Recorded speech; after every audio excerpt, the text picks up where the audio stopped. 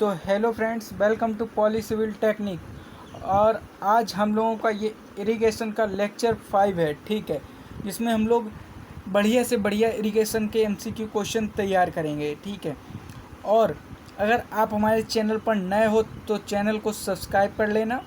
और मैं लगातार इरिगेशन के, सर्वेइंग के, आरसीसी के क्वेश्चन अपलोड कर रहा हूँ, ठीक है। सर्वेइंग में मैंने चेन सर्वेइंग पूरा कंप्लीट करा दिया है, ठीक है। और अभी आज हमारा इरिगेशन का लेक्चर है, तो फिर बिना किसी देरी के हम लोग अपना क्वेश्चन स्टार्ट करते हैं, ठीक है। क्वेश्चन नंबर फर्स्ट है कि किस दक्षता को ऑन फार्म दक्षता भी कहा जाता है, ठीक है। तो इसका राइट आंसर है बी, जल अनुप्रयोग दक्षता को ऑन फार्म दक्षता भी कहा जाता है, ठीक है। जल अनुप्रयोग दक्षता को ऑन फार्म दक्षता कहा जाता है। देखते हैं क्वेश्चन नंबर सेकेंड।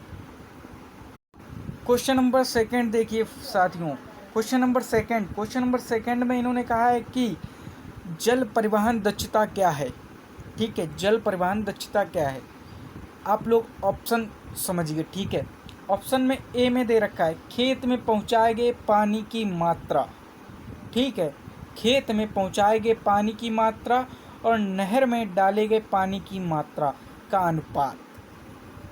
इसमें क्या, इसमें पॉइंट क्या है, परिवहन की बात की गई है, ठीक है। अब क्वेश्चन नंबर हम लोग बी देख रहे हैं, option number B, root zone में संग्रहित पानी और खेत में पहुंचाए गए पानी का अनुपात, ठीक है। इसमें परिवहन की जो बात की गई है और पहुंचाए गए पानी, खेत में पहुंचाए गए पानी, ये पॉइंट तो इसमें भी कॉमन है और हमारा इसमें भी कॉमन है, ठीक है। और ऑप्शन सी देखते हैं, लाभकारी रूप से उपयोग किए गए पानी और पानी का अनुपात खेत में पहुंचाया, ठीक है। इसमें भी इन्होंने परिवहन की बात कर दी, पहुंचाया, ठीक है। ऑप्शन डी और लास्ट ऑप्शन देखते हैं, जड़ क्षेत्र में संग्रहित पानी और सिंचाई से पहले पानी का अनुपात, ठीक है। ये ऑप्शन इसका जो है, ऑप्शन में इन्होंने परिवहन की बात, अगर हम लोग परिवहन मतलब कि ट्रांसफ़र करने की बात को लेकर के अगर हम लोग कोई ऑप्शन लगा भी देते, मान लो नहीं आ रहा, तुक्का सेट कर दिया, ठीक है, ठीक है। तो फिर इसमें जो हमारा ऑप्शन ए है ये राइट है, ठीक है। खेत में पहुंचाए गए पानी की मात्रा और नहर में डाली गई पानी की मात्रा के अनुपात को हम लोग जल परिवहन दक्षता कहते हैं, अनुपात को जल परिवहन दक्षता कहते हैं। ऑप्शन ए इसका राइट आंसर हो जाएगा, ठीक है। और साथियों, कोई भी एमसीक्यू क्वेश्चन हम लोगों को एग्ज़ाम में छोड़ करके नहीं आना है, ठीक है। हर क्वेश्चन लगाना है, नहीं आए वो भी लगाना है। नकल मत करना साथियों। नकल करते हुए अगर बाई चांस प्रॉक्टर ने आपको देख लिया, शक हो गया, तो फिर आपको यूएफएम में डाल दिया जाएगा, ठीक है, और आप पर कार्रवाई की जाएगी। देखते हैं क्वेश्चन नंबर हम लोग नेक्स्ट। ये देखिए आप लोग, क्वेश्चन नंबर हमारा थर्ड आ गया है। ये ट्रू फॉल्स का क्वेश्चन है, ठीक है। ट्रू फॉल्स का क्वेश्चन, लाभकारी रूप से उपयोग किए जाने वाले पानी की मात्रा। आप लोग साथियों क्वेश्चन को समझने की कोशिश करना, फिर राइट आंसर लगाना, ठीक है। इसमें क्या बोल रहा है क्वेश्चन कि लाभकारी रूप से उपयोग किए जाने वाली पानी की मात्रा, ठीक है। फसलों द्वारा उपयोग किए जाने वाले पानी की मात्रा, ठीक है, पानी की मात्रा नहीं, पानी, ठीक है। और लीचिंग के लिए उपयोग किए जाने वाले पानी का योग, ठीक है। तो फिर ये मतलब कि लाभकारी रूप से उपयोग किए जाने वाले पानी की मात्रा, फसलों द्वारा उपयोग किए जाने वाले पानी की मात्रा और लीचिंग के लिए उपयोग किए जाने वाली पानी की मात्रा का योग है। ये साथियों राइट आंसर है। ये जो स्टेटमेंट इन्होंने दे रखा है साथियों, ये सही स्टेटमेंट है, तो ये ट्रू हो जाएगा। देखते हैं हम लोग नेक्स्ट अपना क्वेश्चन। ये देखिए, ये हम लोगों का एक फंडामेंटल क्वेश्चन आ गया है साथियों। इसमें कि इन्होंने बोला है कि पानी की औसत गहराई 1.5 सेंटीमीटर है, ठीक है। पानी की औसत गहराई 1.5 सेंटीमीटर, ये हमारा पॉइंट 1 हो गया, ठीक है। और माध्य से औसत विचलन 0.1 सेंटीमीटर है, ये हमारा दूसरा पॉइंट इन्होंने दे रखा है, 0.1 सेंटीमीटर। इसकी विवरण दक्षता निर्धारित करना है, ठीक है साथियों, विवरण दक्षता निर्धारित करना है। ऑप्शन ए में इन्होंने दे रखा है 15%, ऑप्शन बी में दे रखा है इन्होंने 75%, ठीक है। इसमें 66.66% दे रखा है, ठीक है। इसमें 93% दे रखा है, ठीक है। तो 93% दे रखा है, तो मैं इसको, ये हमारा साइड का क्वेश्चन है, इसका मैं आप लोगों को सॉल्यूशन अभी दिखा रहा हूँ। देखिए साथियों,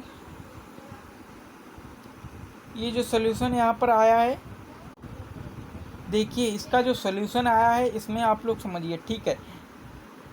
ये जो है विवरण दक्षता का सूत्र, ये विवरण दक्षता का सूत्र है एन डी 1-D/D/100, ठीक है।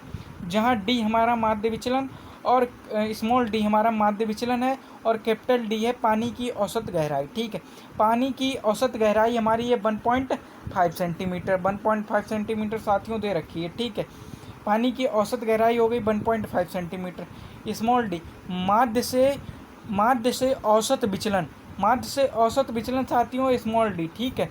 माध्य से औसत विचलन है स्मॉल डी हो गया हमारा 0.1 सेंटीमीटर, ठीक है, ठीक है।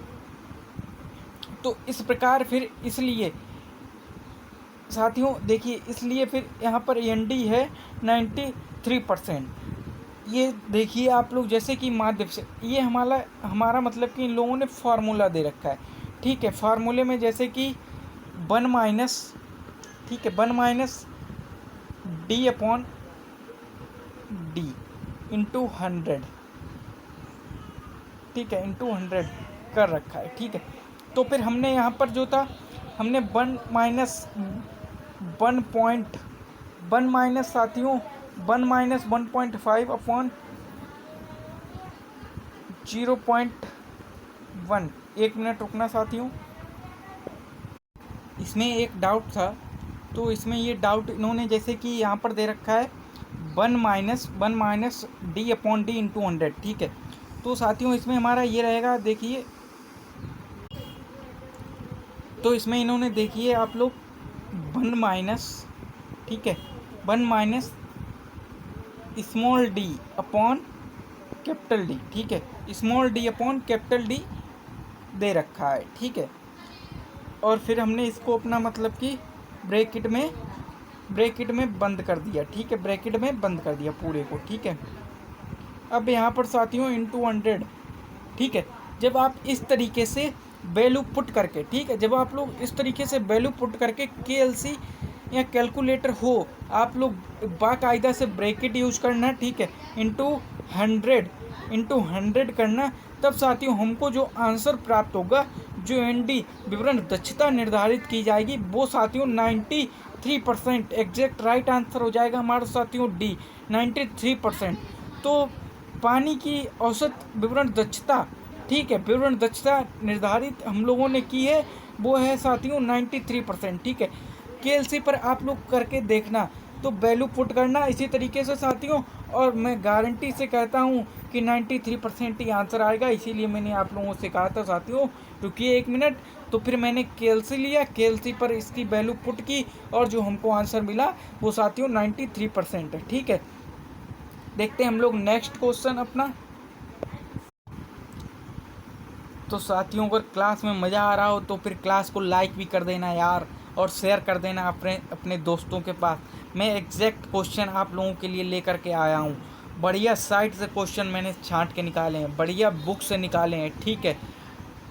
तो हमारा क्वेश्चन नंबर 5 आया है साथियों, ठीक है, जिसमें मिट्टी में अतिरिक्त लवण की उपस्थिति के लिए की आवश्यकता होती है। साथियों ऑप्शन ए दे रखा है इन्होंने उच्च जल भंडारण क्षमता, बी दे रखा है कम जल भंडारण क्षमता, सी दे रखा है उच्च जल अनुप्रयोग दक्षता। साथियों इसमें चूकना नहीं, ऑप्शन आपको इस तरीके के दिए जाएंगे कि आप भटक जाओ, ठीक है।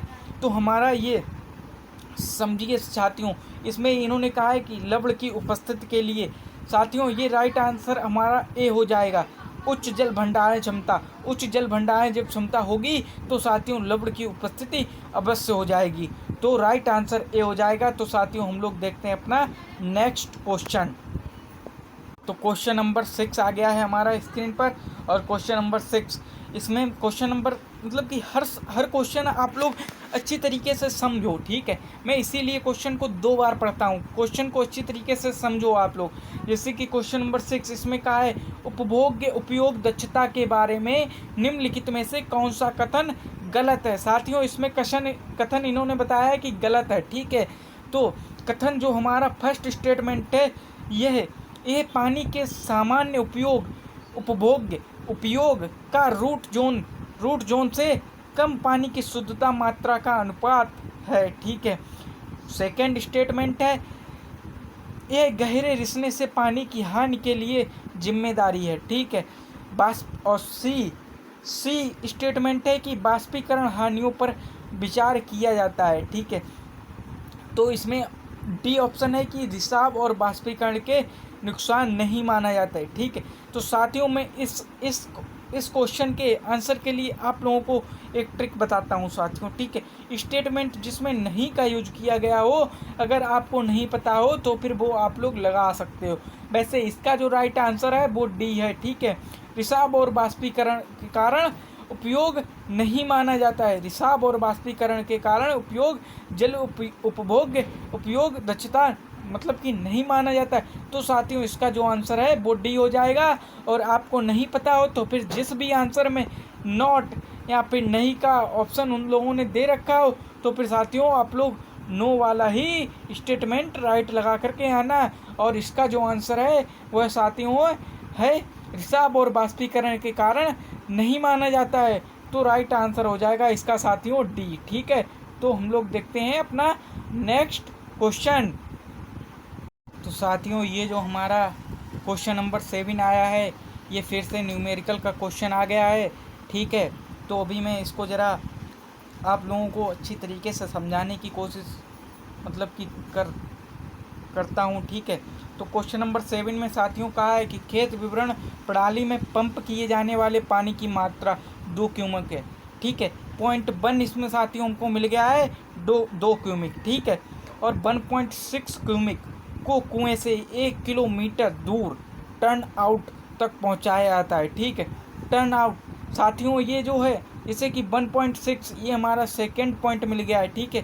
को 1 किलोमीटर कुएं से टर्न आउट साथियों ये जो डिस्टेंस दी गई है वो 1 किलोमीटर है। ठीक है। टर्न आउट तक पहुंचाया जाता है। परिवहन दक्षता की गणना कीजिए।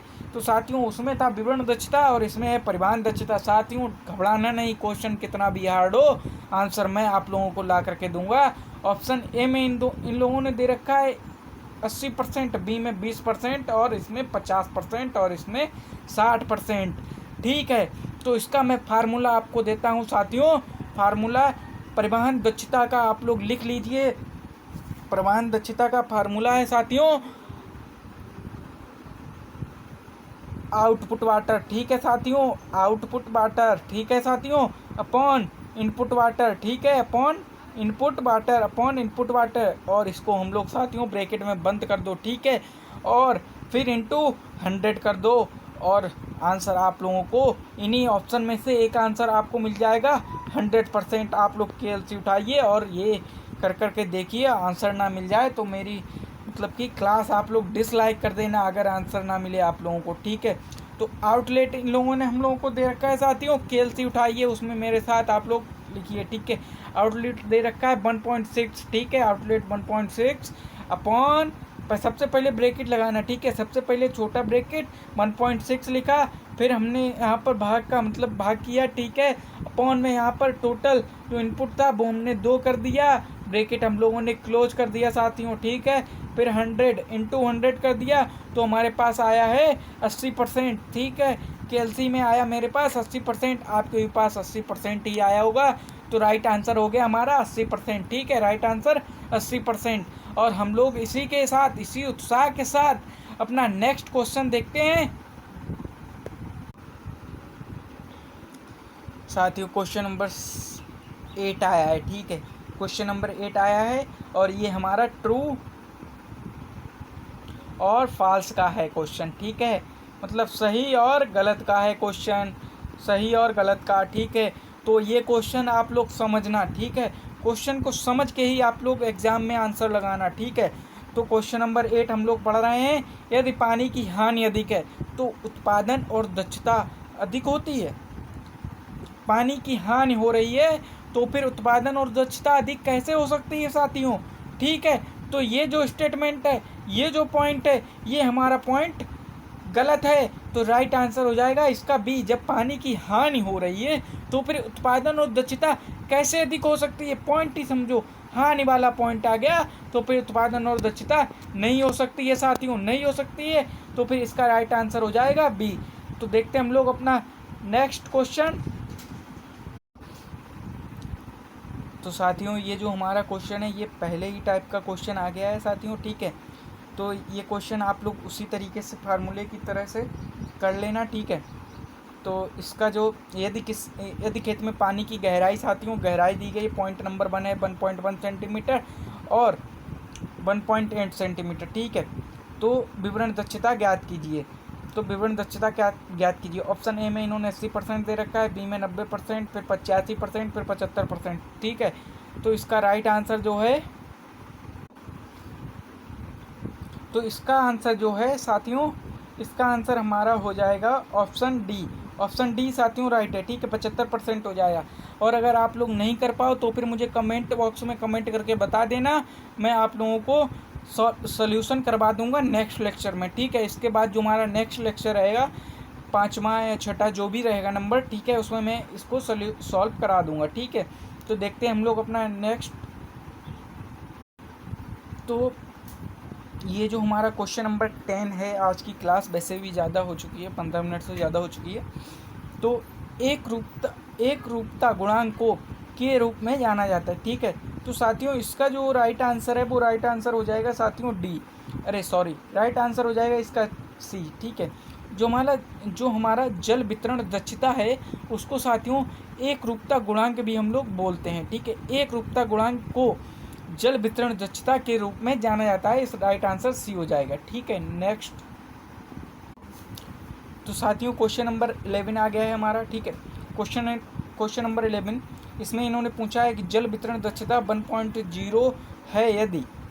ऑप्शन ए इन्होंने दे रखा है माध्य गहराई से विचलन 1, माध्य गहराई से विचलन 0, माध्य गहराई से विचलन 1 से कम, माध्य गहराई से 0, विचलन 1 पॉइंट से बड़ा, ठीक है। तो साथियों माध्य गहराई से विचलन 0, इसका राइट आंसर बी हो जाएगा साथियों, ठीक है। नेक्स्ट। तो साथियों हमारा ये जो पीडीएफ है आज का ख़त्म हो चुका है साथियों, तो ठीक है। आज का हमारा ये क्वेश्चन 11 ही थे, पर बहुत ही मज़ेदार क्वेश्चन थे। फंडामेंटल भी इसमें लगभग 2-3 क्वेश्चन थे, तो मैंने वो आप लोगों को अच्छी तरीके से एक्सप्लेन करके बताए, ठीक है। अगर किसी का भी आंसर आपका नहीं आ रहा हो तो फिर मुझे कमेंट कर देना, मैं जो भी हमारा नेक्स्ट लेक्चर रहेगा मैं उसमें आप लोगों को बता दूंगा, ठीक है। चैनल पर नए हो तो फिर चैनल को सब्सक्राइब कर लेना, वीडियो को लाइक कर देना। मिलते हैं हम लोग नेक्स्ट लेक्चर में, and thank you students for watching video।